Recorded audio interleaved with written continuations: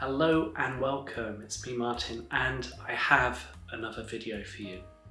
A huge thanks to everybody's support, comments, messages, emails in relation to the previous video about iTutor Group.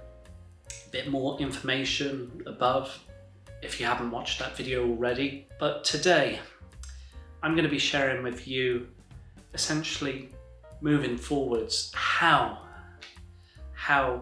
educators, how the industry, how the profession, how online English platforms can make teachers, ourselves, how they can make practitioners happier in the English teaching field.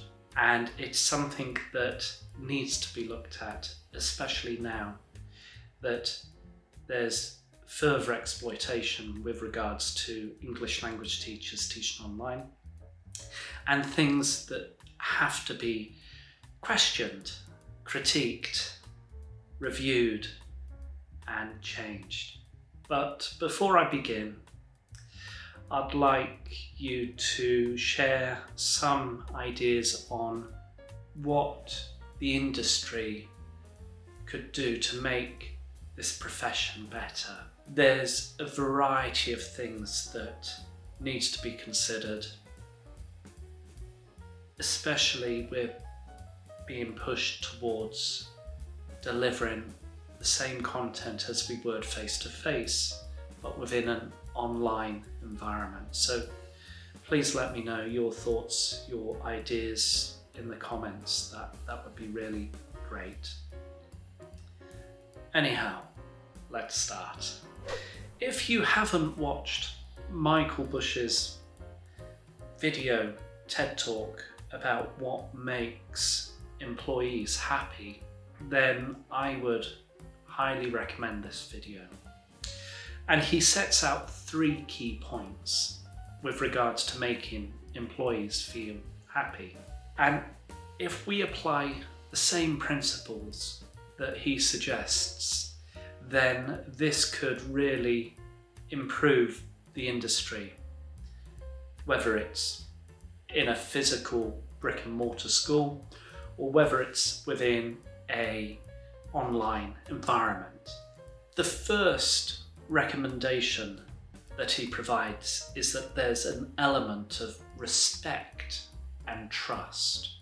If we look at respect and trust, there has to be some element of respect for these English language teachers that have studied and invested their own time and their own expense at developing themselves professionally, whether it's through a CELTA or a Trinity Cert TESOL, or whether it's further professional development such as an MA or a diploma or a Delta or a Young Learner Extension Certificate. So there needs to be some element of respect for the qualifications that particular teachers hold. And based on the qualifications that these professionals hold, the remuneration needs to reflect that. Now, in terms of trust, there needs to be a trust from organisations which are not necessarily based in your home country, based in Southeast Asia. There needs to be a trust on their part to the teachers that we know what's best for our students, that we know how best to deliver particular courses. Because if that trust is not there, then it will really undermine our positions and our authority as practitioners, as teachers, as educators. So it is incredibly important that the organisation places the trust within ourselves and supports us in our achievement to deliver high quality education for students, whether it's online or face-to-face. The second thing that Michael Bush mentions with regards to keeping employees happy in the workplace is that there needs to be fairness. There needs to be a fair environment for practitioners to be able to work.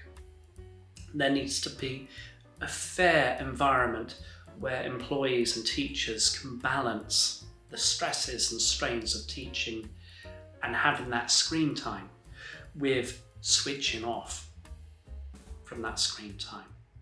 There needs to be a fairness between the employees so that all employees, no matter their rank, no matter their length of service, are treated equally. Because if one person is assumed to be favouritised, then that fairness is removed. No matter the ethnicity, the first language, or the qualifications that that individual holds, teachers need to be treated fairly. And this is so important, especially if a teacher is undermined by their remuneration based on their perceived qualifications. If a teacher may not have a Delta or an MA, they may make up for it in terms of how long they have been a teacher. So things need to be considered as fairly and as transparently as possible.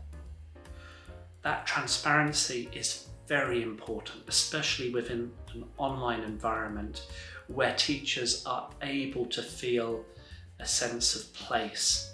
And as soon as that fairness disappears, it really is not going to be very worthwhile and morale will collapse. The third element that Michael Bush states and highlights in the key to keeping employees happy is listening. There needs to be an element to listening. The industry needs to listen to the teachers. These organisations, these corporations that are based abroad, they need to listen not just to the teachers but to the students. They also need to listen to the stakeholders, the people that are involved and connected with this organisation or corporation. So it's so important that if a teacher has a grievance, that the organisation listens. If that teacher feels under-respected, the first point, then that organisation needs to listen and respond appropriately. They cannot, and they should not, turn round and threaten that teacher. Case in point, if I don't sign this contract, which I'm not going to because I've moved on, then my scheduling is not going to be as good as if I did sign it. Second point, that's not fair. Third point, they don't listen to their teachers. So please, I urge for a sense of listening from the industry, from teachers that are involved in online education, because if teachers are able to work together and if they're able to listen to each other, and they can bring so much more to the industry, whether it's online at the moment, then it will be of the benefit to everybody rather than those which are trying to place profit before education. I highly recommend that you watch Michael Bush's video about how to keep employees happy, because it has some very good points, and it's very important for us to move on within this profession and for us to value certain organisations. And if there's going to be a continuation of online education, which is going to happen, it's going to continue, then we need to feel that we are being valued, that we are being respected and trusted, that we're being listened to and we're treated fairly. Because without all these things, it's such a shame. It's such a shame. Anyway, a huge thanks again to everybody who got in touch. A huge thanks to everybody who commented, sent me messages. I really appreciate it. And I really appreciate the support, but this is a very important issue at the moment, especially the exploitation of online English teachers. Those that do have my experience, or those that hold the qualifications that I do, but those that are being exploited because they have a minimal experience and they're being paid the equivalent of people working in menial manual jobs in their home country, and all for the profit of one organisation that charges the same to the client no matter who their teacher is. So yeah, that's fairness, or unfairness in that case. But anyway, if you enjoyed today's video, please give it a like.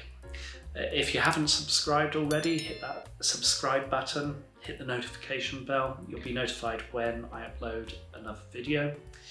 And as always, I really appreciate everyone's support, especially during such difficult times that we're all facing. Take care, stay safe, be happy. Bye bye.